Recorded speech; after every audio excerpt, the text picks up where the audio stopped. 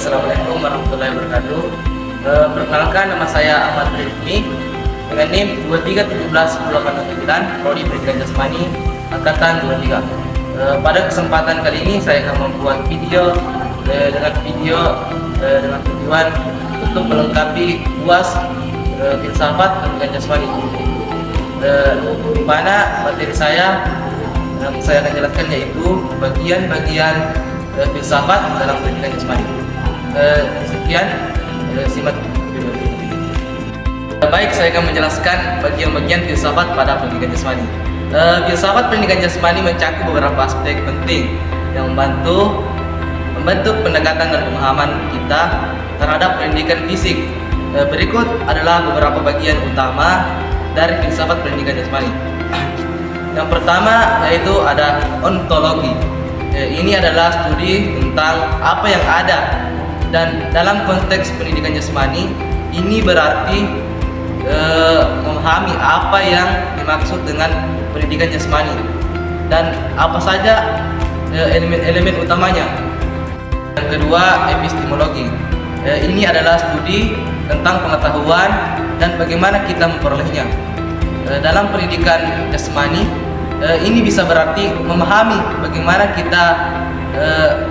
kita belajar tentang gerakan, kesehatan dan kebugaran.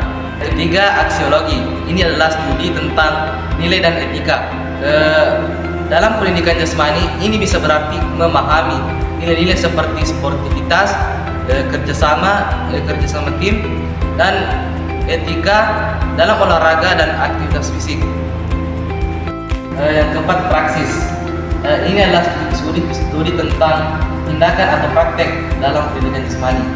Ini bisa berarti memahami bagaimana prinsip-prinsip dan pengetahuan yang kita pelajari diterapkan dalam praktek.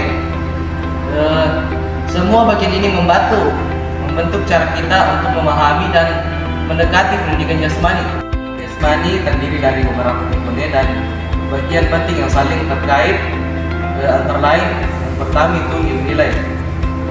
Nilai-nilai ini mencakup nilai-nilai yang ditekankan dalam pendidikan jasmani seperti sportivitas, kerjasama tim, dan etika. Nilai-nilai ini membentuk perilaku dan sikap individu terhadap aktivitas fisik dan olahraga.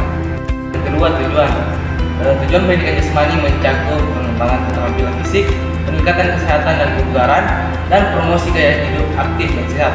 Yang ketiga, metode. Metode ini merujuk pada cara-cara di mana pendidikan jasmani diajarkan.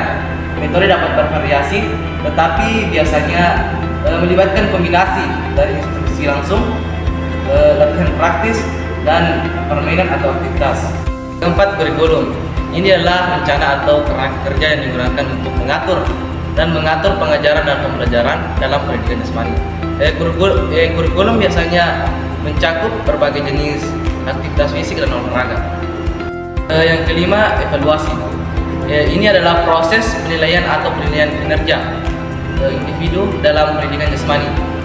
Evaluasi dapat melibatkan penilaian keterampilan fisik, pengetahuan tentang kesehatan dan kebugaran, atau sikap terhadap aktivitas fisik. Semua bagian ini saling terkait dan berkontribusi terhadap pengalaman keseluruhan dalam pendidikan jasmani. Baiklah, itulah tadi video yang saya jelaskan tentang bagian-bagian filsafat pada pendidikan jasmani. Jika ada kesalahan kata, mohon dimaafkan karena saya ini hanyalah manusia biasa yang tidak luput dari kesalahan. Semoga video ini bisa menjadi nilai yang baik bagi saya. Sekian, terima kasih. Assalamualaikum warahmatullahi wabarakatuh.